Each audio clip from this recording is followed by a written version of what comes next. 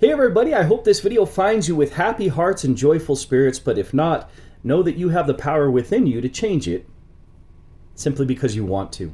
Now, sounds easy, but really it is. All you have to do is tweak what goes on right here and tweak what goes on right here, and you can live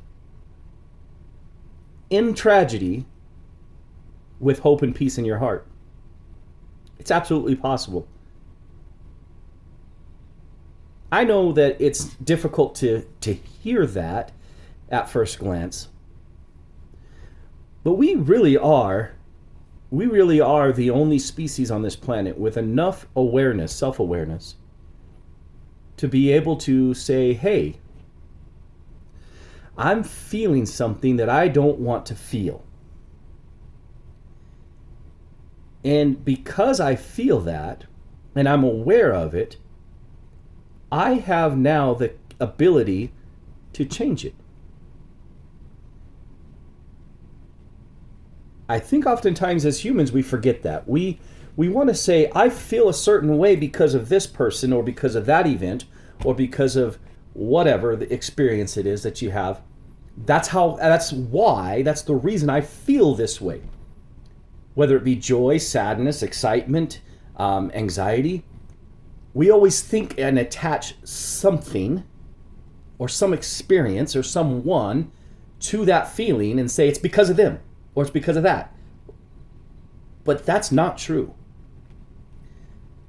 Yes, initially when something happens, there's going to be a natural response emotionally. And that initial natural response is voluntary. It's not controllable. If you come to me and you punch me in the face unexpectedly and without provocation, I am naturally going to feel some sort of negative, right? Whether it's anger or sadness or confusion or something. Some kind of negative is going to happen in an instant. However, once I have a moment to realize, ooh, I'm angry. Now I can change it. Now it's on me.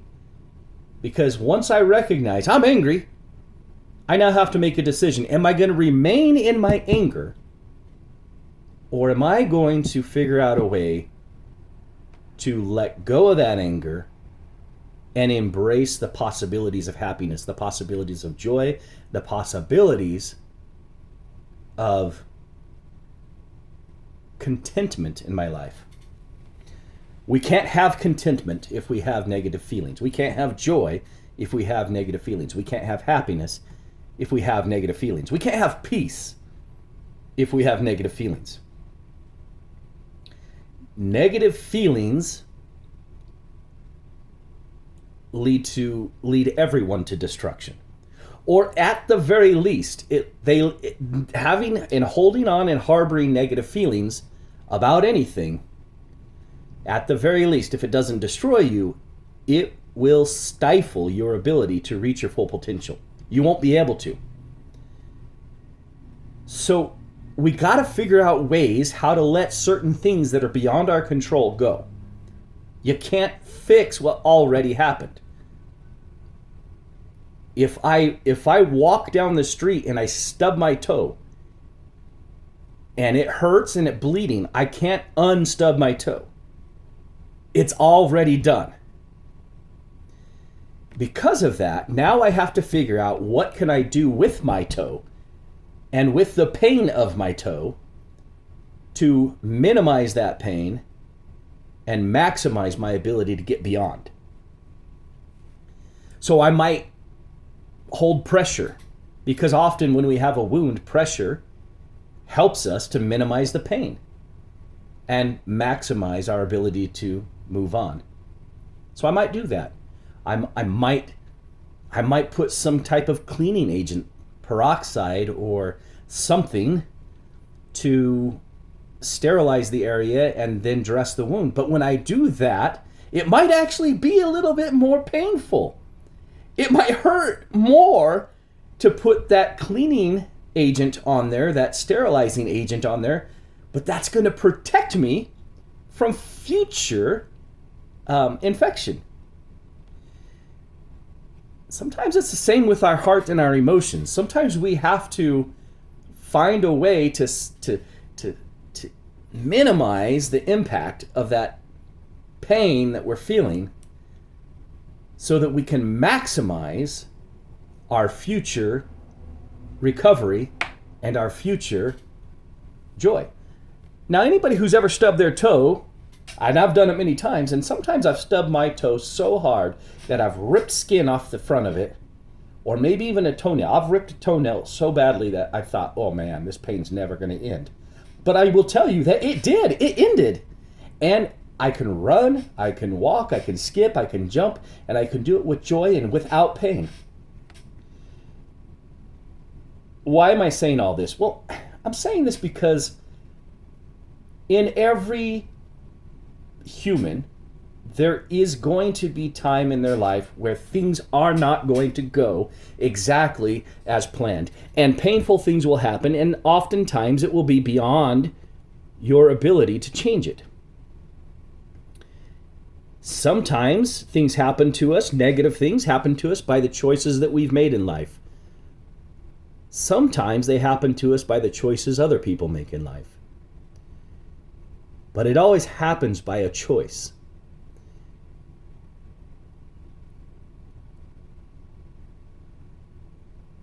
We can always choose, but we cannot choose the consequence. All we can do is embrace, accept, and the consequence that manifests itself after decisions and choices that we make.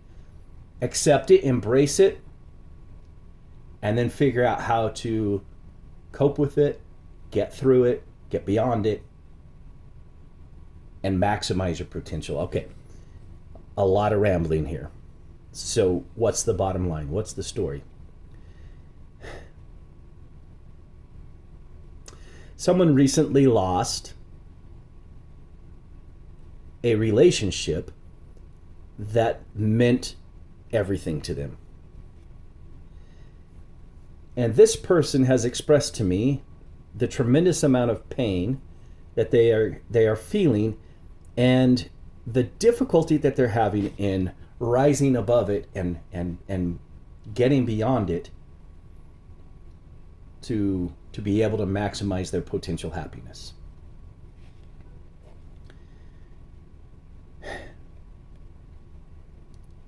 Again, just like any other wound, we have to know how to doctor that wound in order for us to be able to heal and get beyond that wound. Some wounds take longer to heal. Some wounds, the healing process it lasts for a lifetime. But we do heal, or we discover ways to continue on in joy and happiness regardless of the wound. I've seen countless stories of people, warriors or people who were involved in accidents, but who lost a limb, they lost an arm, they lost a leg, they lost their eyesight, and yet they prosper. And yet every day they're able to wake up with a smile on their face, with an attitude of gratitude and with an idea that they're going to be the best that they can be that day, no matter what. How is that possible? Well, I think the first step is being able to accept what cannot be changed. Accept what happened and realize there's no going back. There's no reversing this. It's done. It's over. So, am I going to try and live in the past so that I impede my ability to move forward in the future? Or am I going to live in the present, remembering the past so that I can learn from the past, but not living in the past, not looking backwards, looking forward, moving forward with the memory of the past so that I don't repeat certain mistakes. Well, those who have been met with tragedy and were able to get beyond and smile and enjoy the rest of their lives and even prosper, thrive in many cases, thrive far beyond those who have not experienced those loss of limbs in our lives. Some of them exceed our abilities because they know that there is no limit. There is no limit to the human spirit if you have your mind in the right place and your heart in the right place. So, it's going to be a really long video, and I'm sorry. Here's my suggestion. When you lose somebody, or when something isn't going your way, or you don't have what you desire in life, I want you to be able to take out a piece of paper and I want you to write the phrase, I am so happy and grateful now that, and then fill in the blanks, ... fill in the blanks. So if it's a relationship you're looking for, you might consider something like this. I am so happy and grateful now that I have found a person who loves me for who I am. I am so happy and grateful now that my perfect partner puts me and my needs and my thoughts before hers. I am so happy and grateful now that I have a partner that causes me to want to put their needs and desires and wants and wishes beyond my own. I am so happy and grateful now that my bed is no longer empty, that I have somebody sleeping beside me. I am so happy and grateful for whatever the quality is. I am so happy and grateful for the whatever it is, the brown-haired, brown-eyed, beautiful woman that is sitting next to me. Whatever it is. And then you need to take those and you need to read them every single day. And every single day you need to visualize that perfect person, that perfect partner. Now keep in mind there is no such thing as perfect. No one on this planet is perfect. However, there are people that are perfect for me. People that are perfect for you, right? But they're not perfect in the sense that we think they have no flaws. You'll never find somebody without flaws. But write it out, and then every day I want you to read that. The first thing you do in the mornings when you look at that, you read, I am so happy and grateful now that, and read the rest of that sentence that you wrote out, and then pause and visualize, and then feel those feelings of happiness, feel those feelings of joy, feel those feelings of gratitude, as if you already have it, or as if it has already happened.